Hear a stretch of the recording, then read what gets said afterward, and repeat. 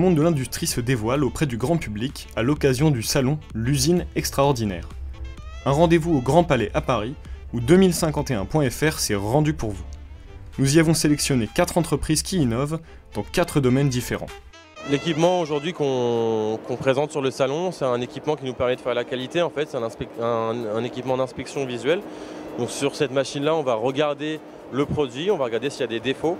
Il faut savoir que nous, on fabrique des puces électroniques qui sont composées de transistors de taille nanométrique. On va fabriquer des choses très petites et qui sont donc très fragiles aux moindres particules.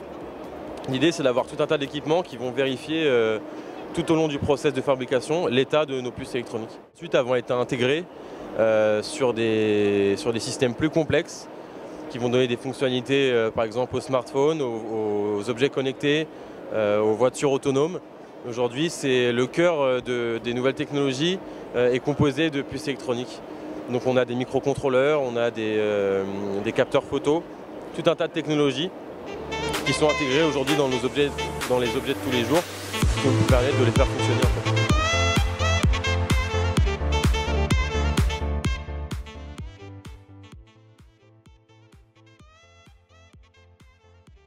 Nous fabriquons des pièces embouties, des pièces profilées, des pièces façonnées que nous assemblons et nous livrons des sous-ensembles pour les structures automobiles complètes pour différents clients, français, étrangers, partout dans le monde.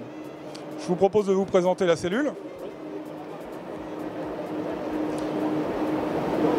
Donc nous avons une cellule d'assemblage de soudure par résistance, assez typique de nos productions, puisque nous avons d'un côté un opérateur qui va charger et décharger la machine, un plateau tournant qui va nous servir d'interchange pour les outillages, et nous avons 2 robots qui travaillent à l'opposé et qui vont réaliser, en l'occurrence sur cette pièce-là, 37 points de soudure.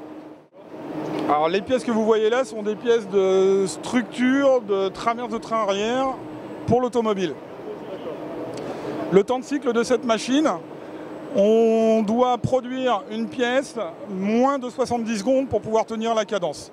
Ici, nous avons des pièces qui sortent d'emboutissage, sur lesquelles on a soudé un écrou. Vous avez une autre pièce qui sort d'emboutissage, sur laquelle on a soudé des vis et des écrous.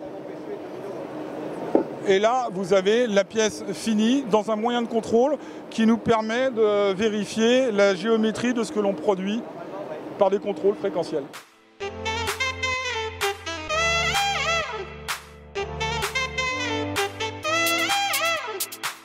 Cela fait depuis plus de 100 ans qu'on travaille avec des garnissages plumettes et duvet, comme on peut voir ici.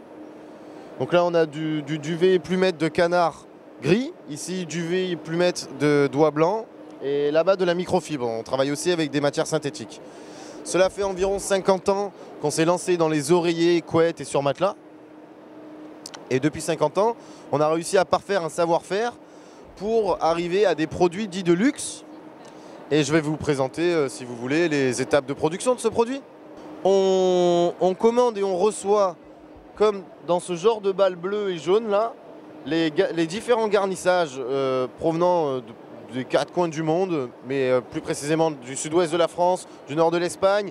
Parfois on peut aller chercher des garnissages dits très qualité beaucoup plus loin, comme au Groenland.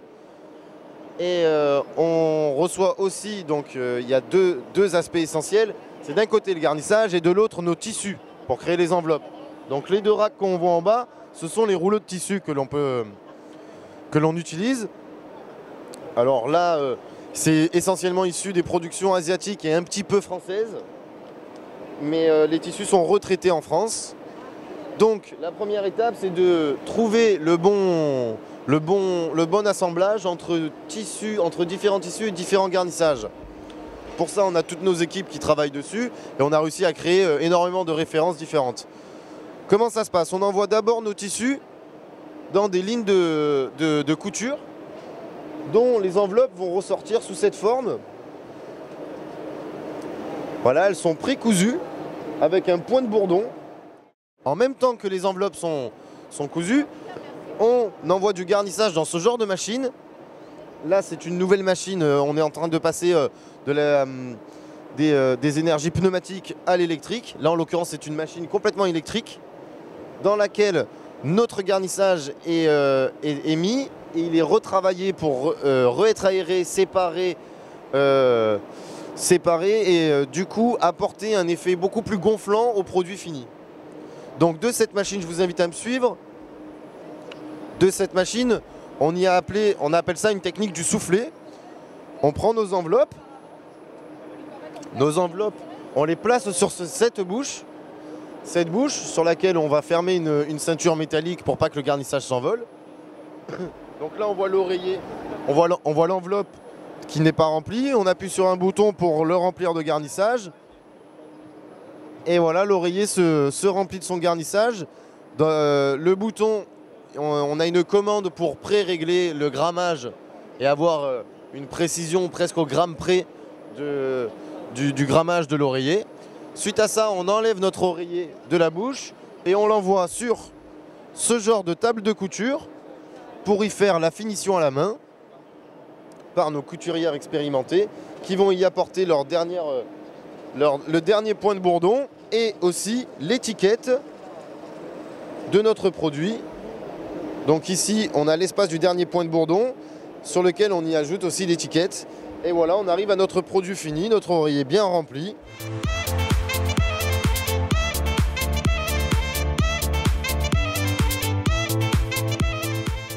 Donc aujourd'hui on est venu déjà mettre en avant nos métiers, nous montrer en tant qu'industriel. Il est important de mettre en avant ces métiers, et notamment au niveau des jeunes, de changer l'image de l'industrie. Donc on a besoin de ces talents et de ces jeunes pour nos métiers de demain, notamment dans le domaine de la digitalisation. Donc la digitalisation pour KSB, il y a plusieurs choses. Il y a déjà nos produits, nos pompes, nos robinets qui nous permettent en effet déjà de vendre des solutions digitales auprès de nos clients. Donc on a beaucoup de nouvelles solutions qui ont été mises en place pour pouvoir monitorer le fonctionnement de nos produits, pour pouvoir améliorer leur maintenance, optimiser leur mode de fonctionnement par exemple. On a aussi dans le domaine de la digitalisation des systèmes très performants qui permettent de sélectionner les produits les plus optimums pour les besoins et les applications de nos clients. La digitalisation, ça concerne aussi toute la partie industrielle, toute la fabrication. Donc là, on a déjà mis en place certaines solutions comme de la production sans papier, notamment dans notre usine de Lille. On a également une usine qui fait de la fabrication additive. Donc ça aussi, c'est quelque chose de nouveau. Donc aujourd'hui, on met en place par exemple des modules de réalité virtuelle pour faire de la formation, former nos techniciens pour pouvoir intervenir sur des installations. La réalité virtuelle demain nous permettra aussi de pouvoir faire des interventions à distance. Chez nos clients. Donc là, on va être plutôt dans le domaine de la prestation de services et de réparation ou d'installation de nos produits. Donc aujourd'hui, on est au début de la robotisation chez nous. La robotisation, c'est essentiellement un point d'appui sur notamment de la manutention. Après, les métiers évoluent.